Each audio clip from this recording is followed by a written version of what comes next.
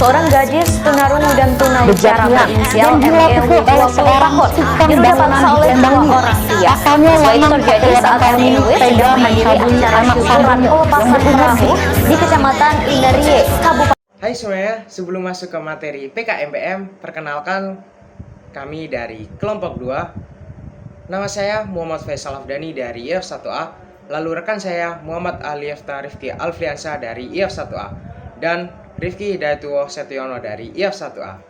Oke, kita langsung lanjut ke materinya. Suaraku. Apa sih Suaraku? Suaraku adalah aplikasi berbasis mobile untuk tunawicara. Fungsinya adalah komunikasi augmentatif dan alternatif. Kita juga memiliki mitra yang bernama SLB AB Kemala Bayangkara Duang Gresik. Daftar isi. Yang pertama adalah latar belakang, yang kedua rumusan masalah, yang ketiga tujuan program, yang keempat manfaat program, yang kelima hasil program, yang keenam gambaran masyarakat mitra, yang ketujuh metode pelaksanaan, yang kedelapan kesimpulan. Oke, latar belakang. Siswa tunawicara masih mengalami kesulitan dalam menyampaikan kebutuhan dan berkomunikasi sehari-hari karena sekolah belum memiliki alat bantu komunikasi modern. Padahal AAC sudah terbukti dapat membantu proses komunikasi menjadi lebih mudah dan cepat. Oleh karena itu, kok dibutuhkan sebuah solusi yang praktis, mudah, dan mudah digunakan. Aplikasi Suaraku dikembangkan sebagai media AAC untuk membantu siswa tunawicara berkomunikasi dengan baik. Oke, kita langsung lanjut ke rumusan masalah, akan dilanjutkan oleh rekan saya. Baik, kita akan langsung lanjut ke slide yang kelima. Di sini adalah slide tentang rumusan masalah. Nah, di sini kita akan masuk ke gimana sih urgensi dari program ini, jadi sehingga program ini tuh harus dijalankan gitu. Jadi pada rumusan masalah kali ini kita menemukan adanya 3 masalah krusial di lapangan. Yang pertama tentunya ketiadaan fasilitas modern, sehingga kait ini kita ini tidak tersedia alat bantu komunikasi modern yang memadai, sehingga siswa tunawicara di sekolah mitra kami ini bisa dibilang cukup kesulitan untuk berbicara dan berkomunikasi dengan yang lain. Yang kedua ini masalah kemandirian. Jadi ketika tidak adanya alat bantu tersebut pada masalah yang pertama, sehingga siswa tersebut mengalami kesulitan dalam berkomunikasi secara mandiri, sehingga masih sangat bergantung pada bantuan guru maupun dari pendamping. Kemudian yang ketiga, adanya kesenjangan teknologi. Seperti yang kita ketahui saat ini nih masih belum ada aplikasi augmentative dan alternative communication, atau yang kita disebut di sini adalah AAC, yang berbasis mobile yang benar-benar mudah digunakan, dalam tanda kutip user friendly, sehingga dan juga dapat dikustomisasi sehingga kebutuhan spesifik mereka terpenuhi gitu. Selanjutnya kita masuk ke slide yang keenam, yaitu dari tujuan program. Tujuan program ini berasal dari permasalahan tadi, di mana program PKM ini memiliki 3 tujuan utama. Yang pertama adalah pengembangan produk. Jadi kami bertujuan untuk mengembangkan aplikasi bernama Suaraku sebagai alat bantu komunikasi yang praktis dan juga mudah digunakan bagi siswa tunawicara tentunya. Yang kedua, kami ini berfokus pada kemandirian siswa. Kami ini ingin membangun siswa agar dapat berkomunikasi lebih mandiri, sehingga mereka mampu menyampaikan kebutuhan dasarnya tanpa harus selalu bergantung kepada orang lain.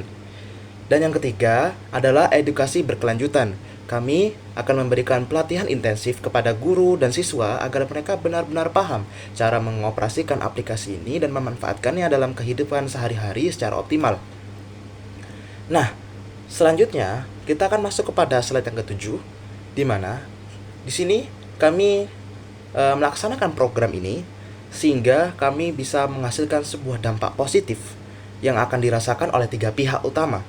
Sebagaimana tertera pada slide ini, yang pertama adalah bagi siswa. Bagi siswa sendiri, program kami tentunya akan menghasilkan sebuah aplikasi bernama Suaraku. Dari aplikasi ini akan mempercepat proses komunikasi mereka yang secara langsung akan meningkatkan rasa percaya diri siswa saat berinteraksi dengan lingkungan sekitarnya. Dalam tanda kutip, mereka akan pede. Yang kedua, bagi guru.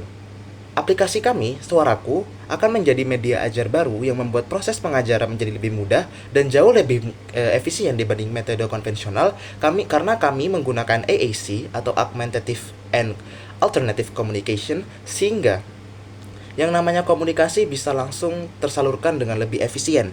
Yang ketiga, yaitu bagi teknologi atau dalam tanda kutip di sini adalah pengembangan teknologi. Program ini berkontribusi menghasilkan sebuah prototipe aplikasi dari AAC yang berbasis kecerdasan buatan atau kita disebut di sini adalah AI yang dapat menjadi referensi bagi pengembangan teknologi asistif atau pendukung ataupun juga pembantu di masa depan. Dan kita lanjut kepada slide yang ke-8, yaitu hasil program dari produk PKM kami. Nah, wujud nyata dari program ini berupa dari hasil program atau luaran yang kami targetkan. Yang pertama adalah secara fisiknya. Secara fisiknya hasil utamanya adalah terciptanya aplikasi Suaraku yang siap sebagai alat bantu komunikasi. Dan selain itu, kami juga menyusun sebuah buku sebagai buku panduan penggunaan untuk menjamin keberlanjutan pemakaian. Sehingga setelah kami tidak aktif, buku tersebut bisa tetap menjadi pedoman. Namun hasil yang paling penting itu bukan dari secara fisiknya, tapi dari non fisik, yaitu dimana ketika sudah ada namanya peningkatan kemampuan komunikasi siswa, dimana dalam pandangan yang kami lakukan, guru dan siswa kini mampu menggunakan aplikasi ini secara mandiri dalam kehidupan sehari-hari dan juga menjadikan aplikasi Suaraku solusi yang solutif dan juga aplikatif. Oke, kita akan lanjut ke slide berikutnya. Gambaran masyarakat mitra. Yang pertama, siswa tunawicara masih kesulitan berkomunikasi karena belum ada alat bantu digital yang memudahkan mereka menyampaikan pesan. Dan yang kedua, cara komunikasi masih sangat sederhana. Banyak siswa hanya mengandalkan gestur atau tulisan yang terbatas. Dan yang ketiga, sekolah memiliki fasilitas yang cukup. Tersedia perangkat seperti HP atau gawai yang bisa mendukung penggunaan aplikasi. Dan yang terakhir, guru siap menerima teknologi baru. Guru memiliki komitmen untuk belajar dan menerapkan alat bantu seperti Suaraku. Untuk slide selanjutnya, metode pelaksanaan. Yang pertama, pengumpulan kebutuhan. Kita akan melakukan survei dan berdiskusi dengan guru serta siswa untuk mengetahui kebutuhan fitur aplikasi. Dan yang kedua, pembuatan aplikasi. Kita akan mengembangkan aplikasi Suaraku dan memasukkan fitur suara serta simbol yang mudah digunakan. Dan yang ketiga, pelatihan penggunaan. Memberikan pelatihan kepada siswa dan guru agar mereka bisa memakai aplikasi dengan benar. Terakhir, evaluasi dan perbaikan. Mengukur hasil penggunaan aplikasi dan memperbaiki fitur berdasarkan masukan dari sekolah. Dan untuk yang terakhir, kesimpulan, program Suaraku diharapkan menjadi solusi yang membantu siswa tunawicara berkomunikasi dengan lebih mudah dan mandiri. Dengan adanya aplikasi ini, serta pelatihan kepada guru dan siswa, komunikasi di sekolah dapat menjadi lebih efektif dan mendukung kegiatan belajar sehari-hari. Semoga program ini memberikan manfaat nyata bagi sekolah dan terus berkembang ke depannya. Terima kasih. Sekian dari kelompok 2. Wassalamualaikum warahmatullahi wabarakatuh.